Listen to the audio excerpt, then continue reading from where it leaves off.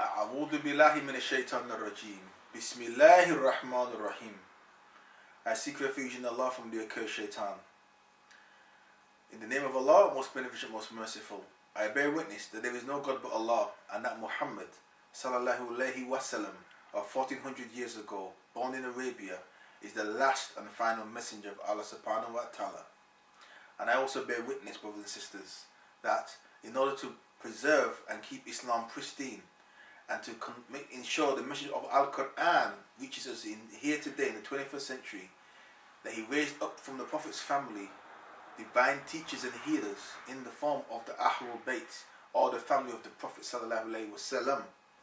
And amongst us today, we have one who is alive, who is waiting the opportunity and the time to rise up and to establish a world of peace, justice, freedom and equality.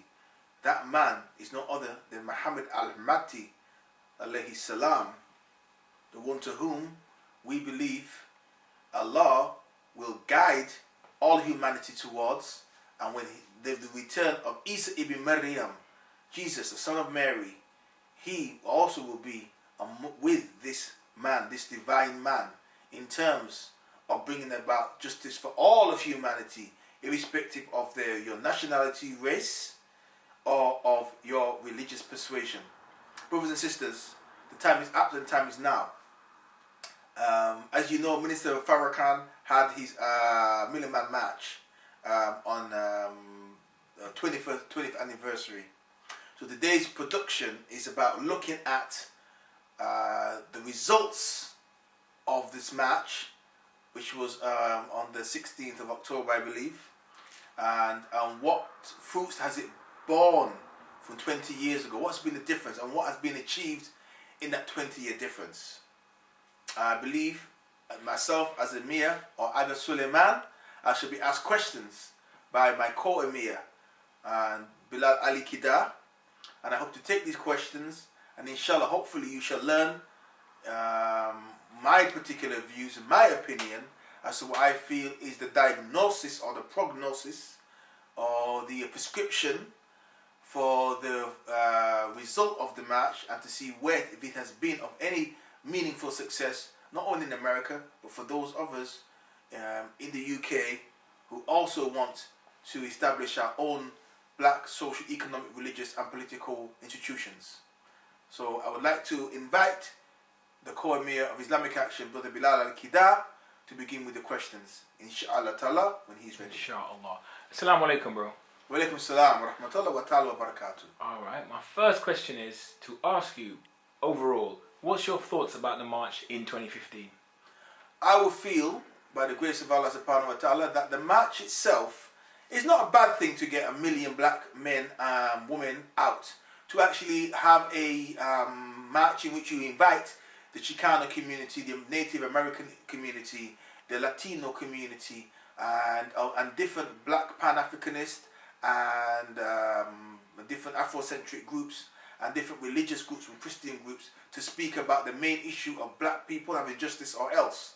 Now this is important that we have justice, and it's important that we let the governments of the world know, the white supremacists know, that we as a black people, as a community, we're no longer prepared to put up with injustice, to put up with prejudice, and to put up with racist, and to put up with innocent murder of our people. So in that respect, I have to give Minister Farrakhan as much respect as possible, because I believe that we do need leaders to stand up and take these issues to those in charge and let them know that we are having an uncompromising stance. My next question is related to the fact that Minister Farrakhan is seen as a black leader, but you could say the leader of the diaspora. There are many Muslims, Orthodox Muslims of African heritage in the Caribbean, in Britain, in America itself, who feel that because of Farrakhan's interpretation of Islam, he is not necessarily the most qualified to speak from an Islamic point of view. But do you think Orthodox Muslims should be involved? Do you think it's valid for Orthodox Muslims, Sunni, Shia, Sufi Muslims, to get involved in the plight of their tribe, their qawm, their people? That's an excellent question. Should Orthodox Muslims support Minister Farrakhan in his call for the Million Man March, justice or else? I believe yes, that we should be involved in every aspect of the black community. I am very skeptical of those who claim that they want to see the upliftment of humanity, but yet at the same time don't seem to have the same put the same effort into their uplifting their own communities or the people who stem from a particular part of the human family. Now, I know that obviously there are issues with the teaching of Minister Farrakhan, in which they claim that Allah subhanahu wa ta'ala, the Lord of the heavens and the universe, the creator of all, came in the person of Master Farad Muhammad, came in the person of a man who was half white and half black. We know this is their teaching. We know that in their Final Call newspaper, if you open the first page, it clearly states that they believe that this is to be the case. Allah appeared in the person of Master Farad. However they try and shimmy around it, and however they try and say, well, appearance doesn't necessarily mean he is this or that. Well, this is what the pagans of Mecca said about the idols. We're not worshipping the idol, we're worshipping, it's the form of the idol that we look at in order to get to Allah subhanahu wa ta'ala. This is not of us, brother. This is not of us. We do not do this type of thing. So we understand the differences. We understand that there are fundamental differences between Orthodox Muslims and the Nation of Islam. But let this not be a way for division. Irrespective of these differences, we should put them aside. Because when we all face hell and catch hell, on the slave ship, there were many people of different faiths on that slave ship. There was animists, there were Muslims, there were Christians, all brought to the West on slave ships. They didn't care about your religion, and they didn't care about your belief system. They removed your tongue, they removed your language, your history, your culture, and they raped your women. So today, similarly, when we hear about black men and women being shot, whether it's Mark Duggan in the street of Tottenham in London in 2012, or if it's in America with Trayvon Martin or Mr. Gardner in America, they didn't stop and ask him, what is your religious belief? He was a black man in the wrong place at the wrong time, and he's a black man whose institution, which is the Western world, which is America and the West, has been built on the incastration and the exploitation and the degradation and every other Asian of the black man and black woman. So I believe it's naive for the Muslims, even if they're Orthodox, not to at least support Minister Farrakhan. And if you don't like what he's doing, then you get up and outdo what he's doing, and you call 2 million black men and women out for justice or else. Interesting analysis. I'd like to ask you another question, but related to the Minister Farrakhan in particular. Not trying to make this issue a personality cult, because essentially it's supposed to be about a movement of black people or the movement of the blacks in the diaspora. But I have to ask, he is somewhere up in his 80s or almost in his 80s. Is he the most qualified and bona fide individual at his stage of his life to be a revolutionary leader, which seems like something that we need in the black diaspora in the Western Hemisphere to address racism, white supremacy? Excellent question again. Is his age a factor? Well, some could say yes, some could say no. We know from the biblical accounts of Ibrahim alayhi salam, he was in his 80s when he had Ishmael and Isaac. So we can't necessarily say age is a factor. Noah alayhi salam lived until 1,500 years. So we know age necessarily isn't a factor. But we have to look at the works of the man and see if the age has impacted upon the works. Now, in terms of the fact that we as a community are hanging on the whims of a man so old, that can also be seen as a telling thing. Because why is there not hundreds of Farrakhans? And why has Farrakhan and nation not produced people of his ilk like him? The last person I will speak of is Khalid Muhammad, who was similar to Farrakhan in that respect, but a lot younger than Farrakhan. But it seems as if there seems to be some development in the system where you're not bringing through other Farrakhans. It's all the focus is on him. Now we know in the nation, part of their ideology is that Mr. Farrakhan is the Christ. Mr. Farrakhan is the divine man for our time. He goes upon the wheel and he comes back down from the wheel and he teaches such a thus and thus.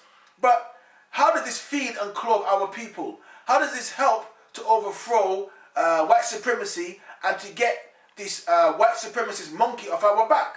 I believe that the fact that we're letting this man of this age become the only voice, the only vehicle, I believe that is problematic, and it is a symptom in our community which we must address. There should be many other voices, and not just this one individual, this Messiah complex that we seem to have, which I believe stifles our real efforts for emancipation. My final question to you, Brother Solomon, is related to the ideas of psychology, but related to this recent movement. Most movements, if not all, have a rallying cry. They have a slogan. They have a call. The call of this movement has been justice or else. I'm interested in knowing what your interpretation of that means. Justice or else what? Exactly. This is a very pertinent question. I believe it's very apt, and I think it hits the nail on the head. Justice or else to what? Well, we've seen in the 20 years since Minister Farrakhan spoke, and he's an eloquent speaker. But there are times when the speaking has to done. There's times when the rhetoric has to done. There's times when having press conference after press conference after press conference for another press conference has to done. There's times you now need to show action. You now need to produce a fruit. That's why we are called Islamic action, because you can see that we're producing action in terms of helping to uplift our community on every level.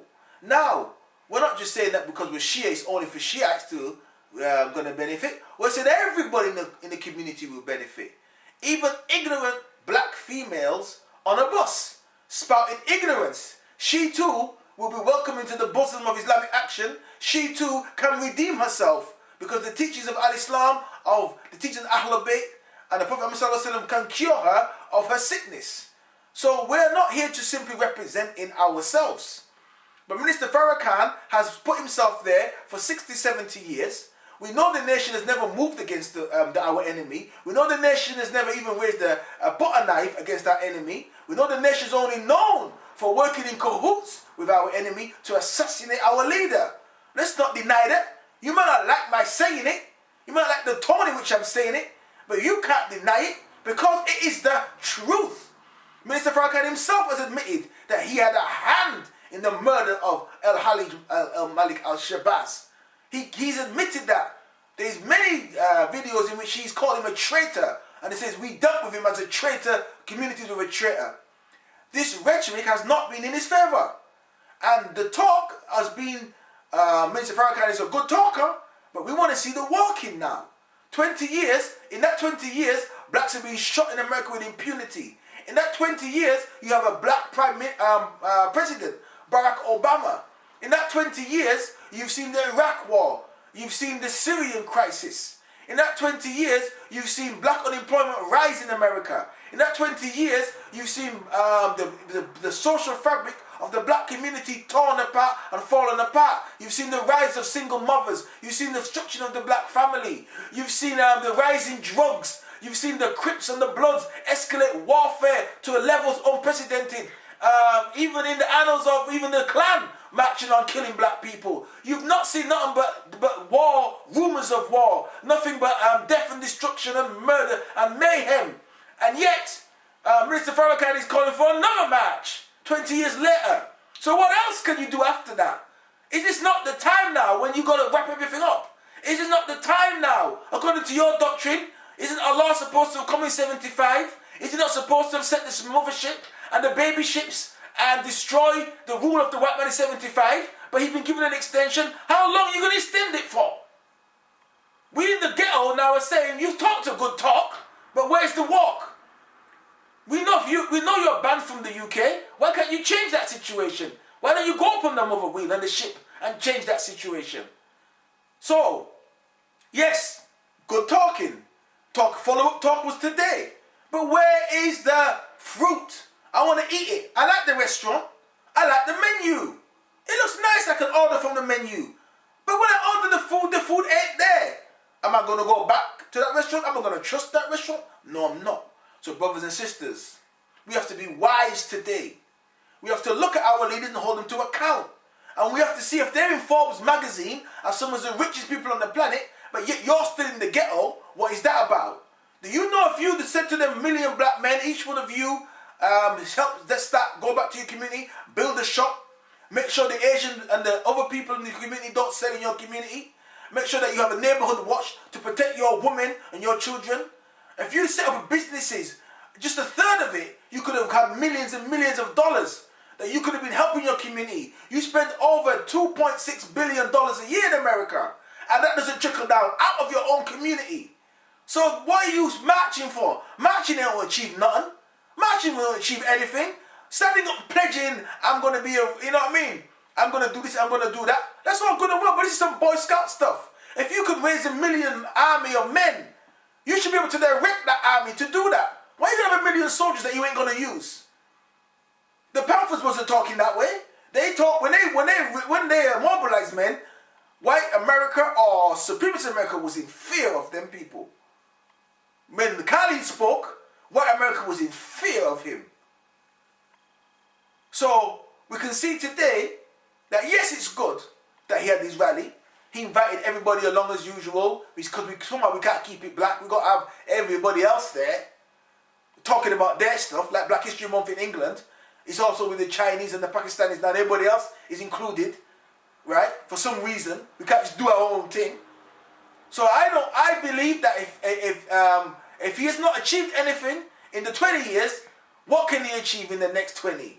He's 80, he'll be 100. What or else what? He's not going to roll against white. You and I know that. He hasn't done anything to prove in the Nation of Islam that he's going to do anything against the white supremacists, apart from talk and more talk and more talk. Yes, some of you believe he's this divine character. You might be looking at me thinking, oh, this guy doesn't understand Minister Farrakhan. This guy can't see who the truth of Minister Farrakhan is. If only he knew blah, blah, blah, blah, blah, blah, blah. But you know what you're doing? You're doing what Minister Farrakhan is doing. You're just talking.